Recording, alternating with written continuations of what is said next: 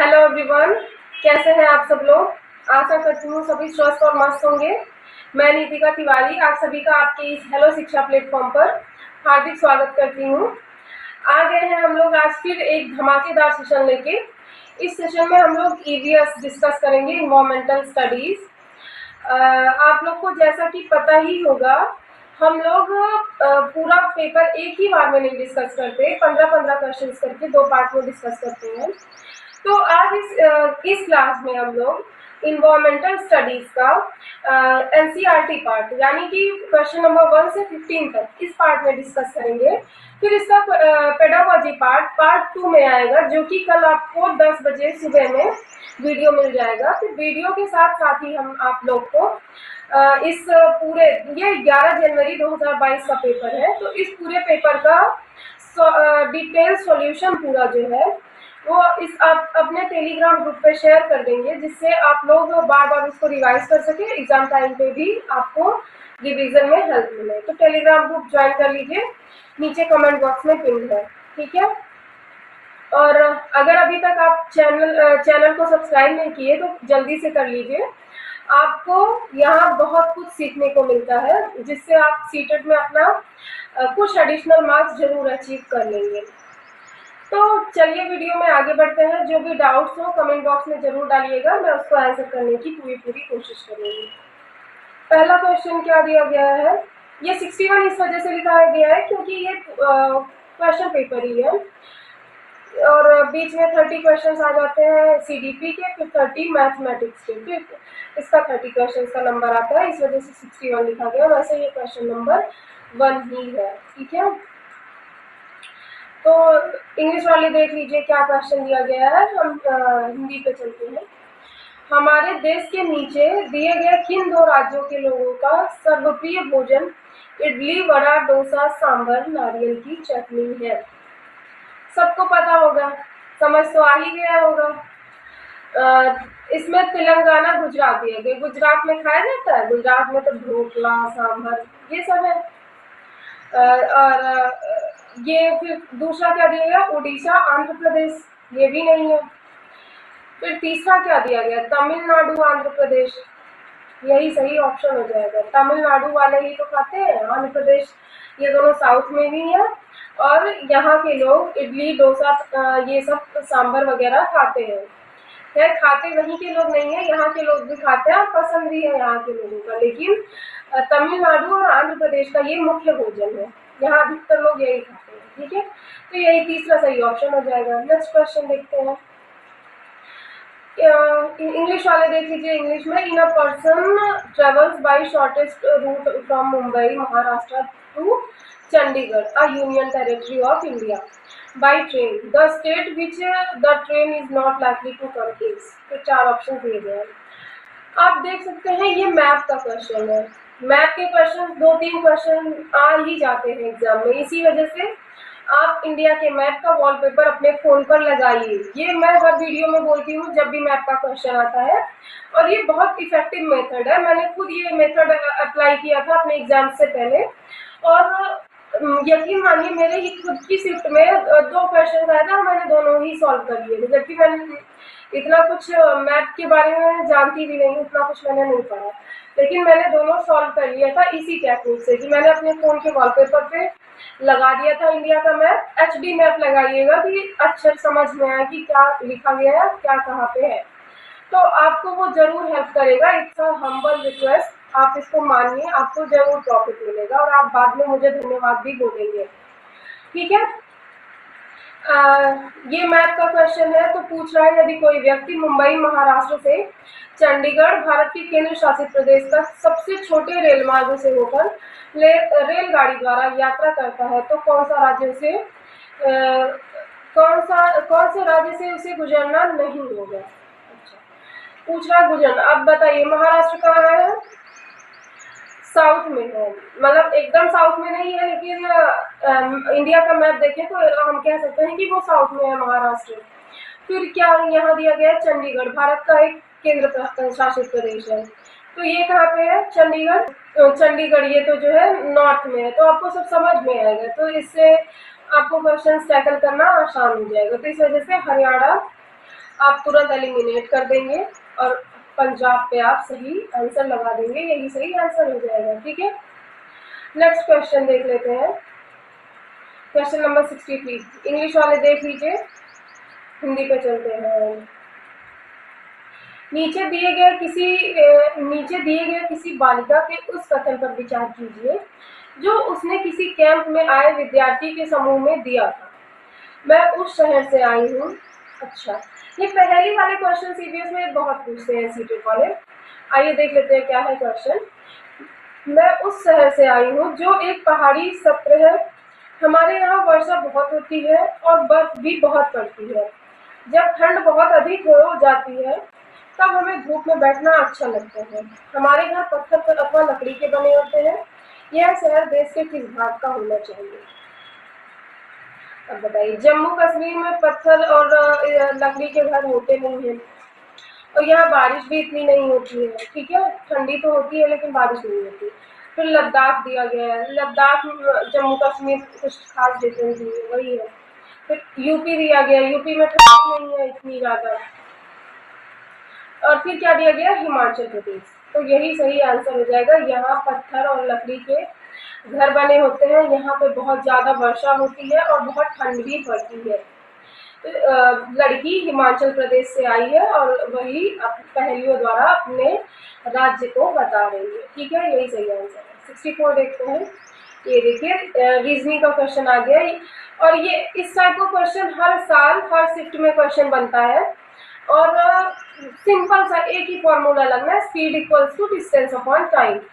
इसी फॉर्मूले पे क्वेश्चन सॉल्व हो जाना है और हर साल क्वेश्चन बना देते हैं सीटेट वाले इसको। ठीक है, तो क्या दिया गया? कानपुर रेलवे स्टेशन से नई दिल्ली रेलवे स्टेशन की दूरी 432 किलोमीटर है। तो दूरी यानी कि डी, डिस्टेंस कितनी दी गई है?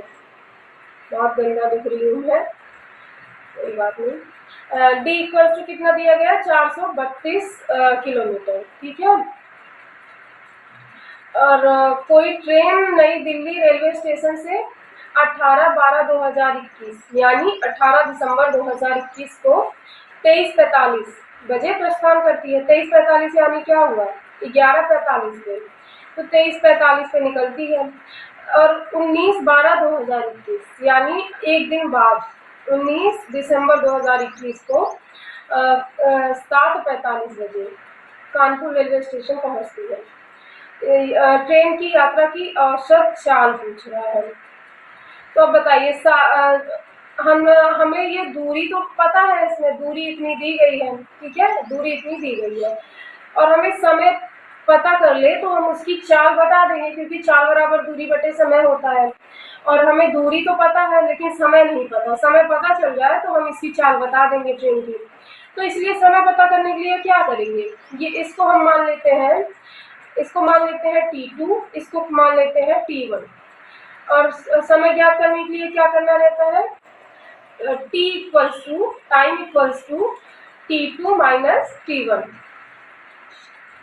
T2 माइनस T1 करेंगे। T2 माइनस T1 मतलब क्या हुआ?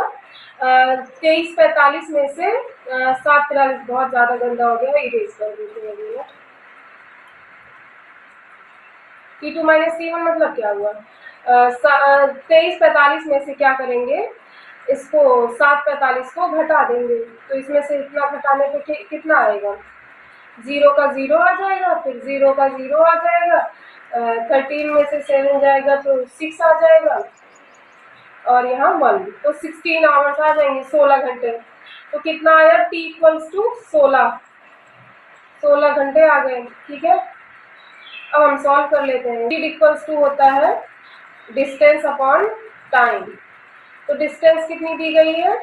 डिस्टेंस दी गई है 432 और अपॉन में कितना आएगा? 16 आवर आया था तो 16 कर देंगे। तो ये किलोमीटर पर आवर में दिया गया और यहाँ देखिए आंसर किस में दिया गया? मीटर पर सेकंड में। तो मीटर पर सेकंड में बदलने के लिए क्या करेंगे? 5/18 से गुणा कर देंगे। हमेशा के लिए ये जानते रहिए, मीटर पर सेकंड में बदलने के लिए 5/18 से गुणा कर देते हैं। अब इसको सिंप्लीफाई कर देंगे। ये 2 से जाएगा, 9 टाइम्स जाएगा, फिर ये भी 2 से जाएगा, 2 1 फिर 6, ठीक है, ऐसे इसको पूरा सिंप्लीफाई कर लेंगे तो इसमें आंसर कितना आ जाएगा, आंसर आ जाएगा 15 मीटर पर सेकेंड, यही सही आंसर हो जाएगा। ठीक है, हैंड राइटिंग बहुत गंदी है तो आप लोग मैनेज कर लीजिएगा ना, वर्ड्स पे ज़्यादा जो बोल रही हूँ वॉइस पे ज़्यादा ध्यान दीजिएगा और रिटन पे थोड़ा कम, क्योंकि हैंड राइटिंग काफ़ी खराब है। ठीक है, नेक्स्ट क्वेश्चन देख लेते हैं 65। तो इंग्लिश वाले देख लीजिए इंग्लिश में, फिर हम हिंदी की चलते हैं। निम्नलिखित में से ऐसे दो जानवरों के समूह को चुनिए जिनके आगे के दांत जीवन पर्यंत वृद्धि करते रहते हैं, अतः वे अपने दांतों को बहुत लंबा न होने देने के लिए वस्तुओं को कुतरते व काटते रहते हैं। तो ऐसे दो जानवर, ये बहुत इंटरेस्टिंग सा क्वेश्चन है और आप एक बार जानेंगे तो हमेशा याद रखेंगे। ऐसे चूहा ही हमेशा सब कुछ कुतरता है, कभी कभी तो हमारे कपड़े भी कुतर देता है, हमारे फेवरेट कपड़े फाड़ देता है। और ये गिलहरी भी करती है, गिलहरी तो लकड़ियां भी कुतर जाती है, ऐसी होती है। तो चूहा और गिलहरी कुतरने का काम यही दोनों करते हैं, हमने देखा भी है कुतरते इनको। तो यही सही ऑप्शन भी हो जाएगा, चूहा और गिलहरी। ठीक है, नेक्स्ट क्वेश्चन देखते हैं। क्या दिया गया है, इंग्लिश में दिया गया है यहाँ पे, चलिए हिंदी में चलते हैं। कन्नौज एक जिला है जो समस्त भारत में इत्र के लिए प्रसिद्ध है। यह जिला किस राज्य का भाग है? अच्छा जी, कन्नौज पहला दिया गया हरियाणा, दूसरा दिया गया उत्तराखंड, तीसरा है बिहार और चौथा दिया गया है उत्तर प्रदेश। तो कन्नौज हम सभी को पता है, कन्नौज जिला उत्तर प्रदेश में ही स्थित है। ये पूछा होता है कि इत्र कहाँ प्रसिद्ध है, तो हमको थोड़ी हैरानी भी होती, परेशानी भी होती उत्तर प्रदेश बताने में, कन्नौज बताने में, लेकिन पूछ रहा है कन्नौज कहाँ का जिला है, किस स्टेट का, तो ये तो बताने में बहुत ही आसान है। नेक्स्ट क्वेश्चन देखते हैं, ये इंग्लिश का क्वेश्चन है, इंग्लिश वाले नोट कर लीजिए, हिंदी के चलते हैं। रेत के टीले कहाँ पाए जाते हैं? ये 4 ऑप्शन दिए गए हैं, हमें बताना है। ठीक है, पहला दिया गया अफगानिस्तान, इंग्लैंड। एक बार को अफगानिस्तान मान भी लेंगे, लेकिन इंग्लैंड कैसे मान लें, तो ये गलत हो जाएगा। देख के ही, मतलब ऐसा बेसिक से लॉजिक, बेसिक लॉजिक पूरा basic common sense questions answer देख के ही ऐसा समझ में आए, मतलब बेसिक लॉजिक यहाँ पे लगानी है, बेसिक कॉमन सेंस भी अगर आप यूज करेंगे तो आपके आंसर सही होंगे। ठीक है, तो इसमें दिया गया अफगानिस्तान, इंग्लैंड, तो ये गलत हो जाएगा। दूसरा दिया गया उज्बेकिस्तान, बांग्लादेश। मान लीजिए हम उज्बेकिस्तान मान लें, लेकिन बांग्लादेश कैसे मान लें। तीसरा दिया गया बर्लिन, राजस्थान। बर्लिन कैसे मान लें, राजस्थान को हम मान भी लेंगे।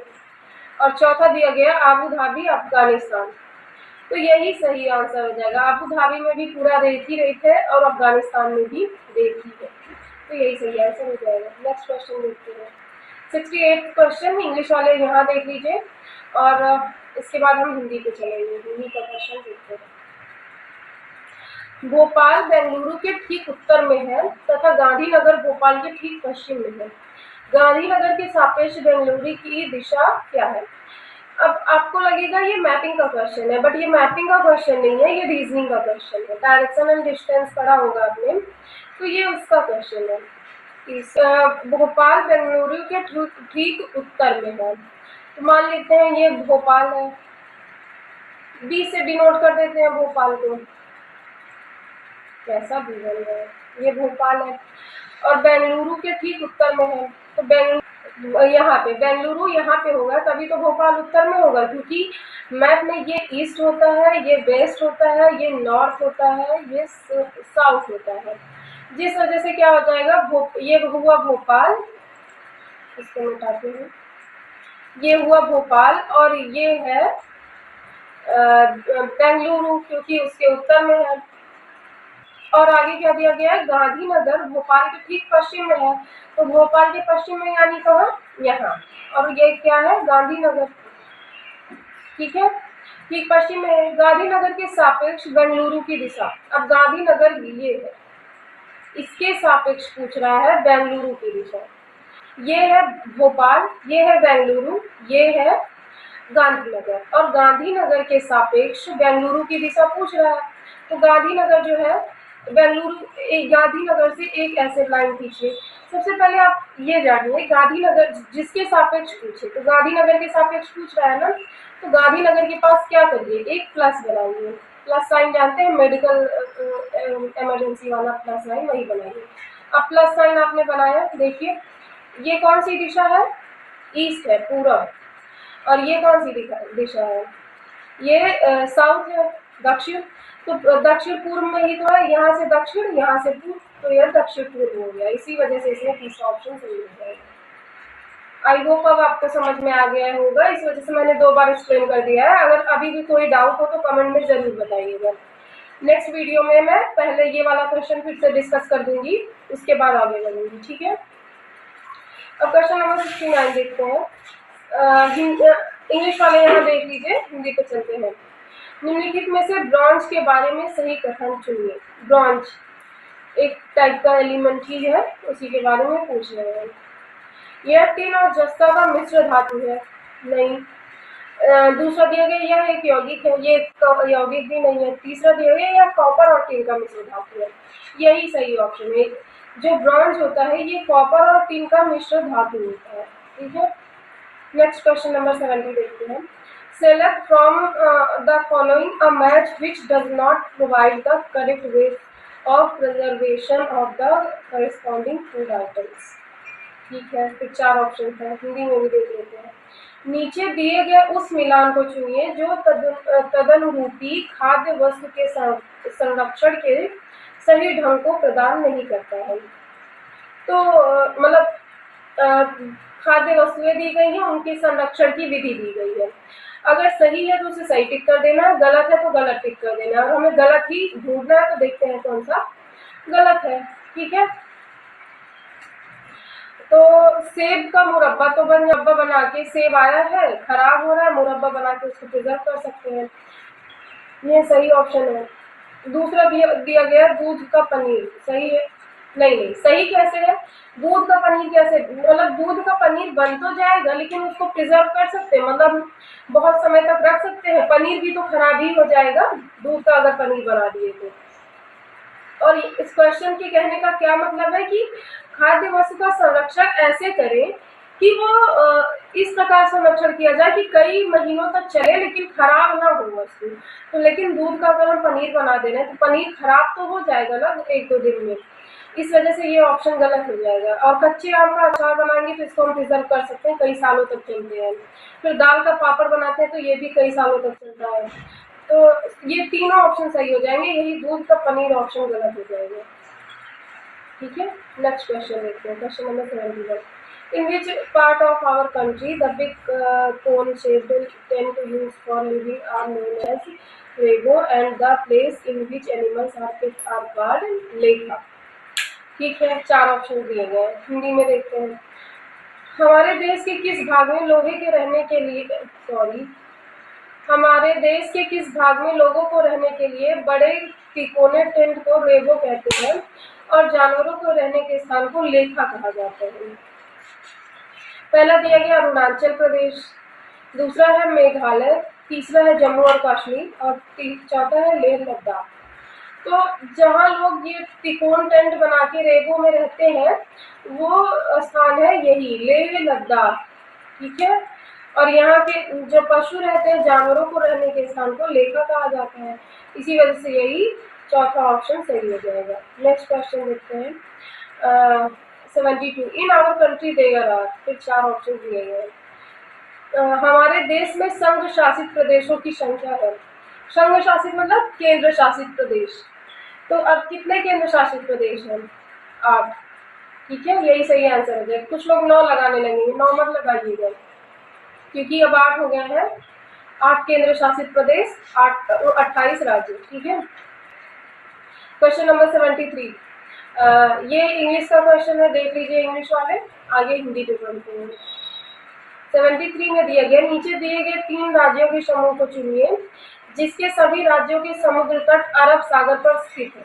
अब ये देखिए फिर आ गया मैपिंग का क्वेश्चन। तो मैप अभी तुरंत आप लोग क्लास खत्म होते ही अपने फोन के वॉलपेपर पे आप लोग तुरंत इंडिया का मैप लगाइए, ठीक है। पहला ऑप्शन दिया गया है केरल। तो केरल तो अरब सागर की से ही सीमा साझा करता है। मैपिंग का क्वेश्चन है, इसीलिए मैं आप लोग को बार बार बोल रही हूँ कि अपने फोन पर इंडिया का मैप लगाइए HD वॉलपेपर में, क्योंकि आपको मैप के 2-3 नंबर आराम से एडिशनल मिल जाएंगे। और अभी ये क्लास ओवर होते ही आप तुरंत अपने फोन का वॉलपेपर चेंज करेंगे और आप इंडिया का मैप अपने फोन के वॉलपेपर पे लगाएंगे, ठीक है। It's a humble request. ये केरल हो गया। फिर कर्नाटक ये भी अरब सागर की सीमा से साझा करता है। फिर महाराष्ट्र ये भी अरब सागर से अपनी सीमा साझा करता है। तो इसमें तो हमें पहला ऑप्शन ही सही नहीं है। बाकी के तीनों में कोई ना कोई डिफरेंस दिया गया होगा। जैसे गुजरात करता है अरब सागर से, महाराष्ट्र करता है लेकिन तमिलनाडु नहीं करता। ये इधर सेवन सिस्टर्स की तरफ आगे बढ़ते हैं। क्वेश्चन नंबर 74 देखते हैं। Chhau is the folk dance form of the common people of। फिर 4 ऑप्शन दिए गए, हिंदी में भी देख लें। छऊ नृत्य किस राज्य के सामान्य लोगों का लोक नृत्य है। फिर 4 ऑप्शन दिए गए हैं।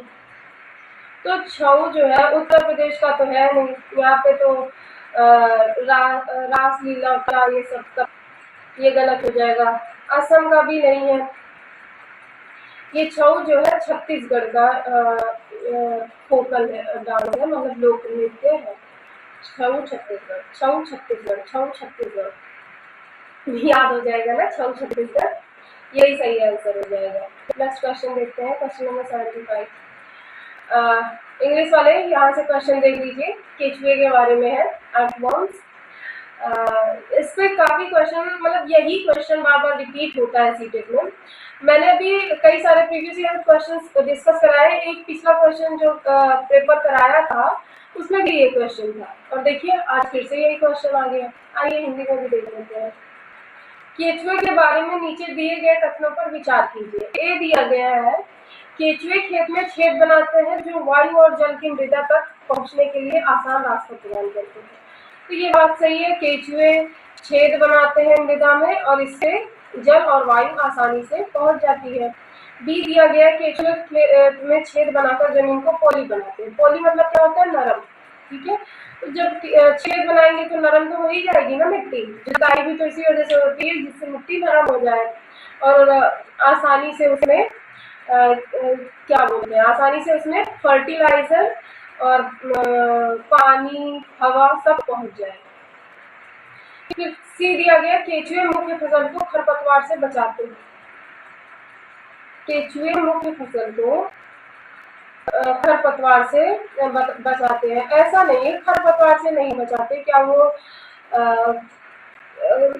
खुरपी लेके साफ सफाई नहीं करते खेत की, खरपतवार से नहीं बचाते, लेकिन हाँ मिट्टी को नरम बनाते हैं, पॉली बनाते हैं और मृत पत्तियां जो होती हैं उसे खाते हैं। और ऊपर से एक एडवांटेज ये भी रहता है कि इनके जो मल होते हैं ये मृदा को उपजाऊ भी बनाते हैं। तो ये होता है, लेकिन ये नहीं होता। खरपतवार वाला ऑप्शन गलत हो जाएगा।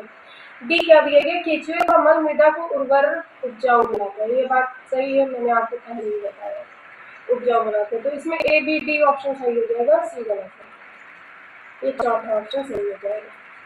क्वेश्चन 76 आ गया। तो क्वेश्चन नंबर 76 से हम लोग नेक्स्ट वीडियो में डिस्कस करेंगे ईवीएस के पेडागोजी पार्ट में, इसका पार्ट 2 जो आएगा, ठीक है। तो अभी तक के लिए बस इतना ही। बहुत बहुत धन्यवाद। जो अभी तक वीडियो में बने हुए हैं उनका विशेष रूप से धन्यवाद, और वीडियो को लाइक से धन्यवाद। इससे ये पता चलता है कि आप अपनी पढ़ाई के प्रति कितने सिंसियर हैं, कितने सीरियस हैं, और इसी तरह आप मेहनत करते रहिए। हमारी बेस्ट विशेष आपके लिए हमेशा है कि आप अच्छा परफॉर्म करें सीटेट के एग्जाम में। और निश्चित रूप से ही अगर आप ऐसी ही मेहनत करते रहे तो आप जरूर करेंगे।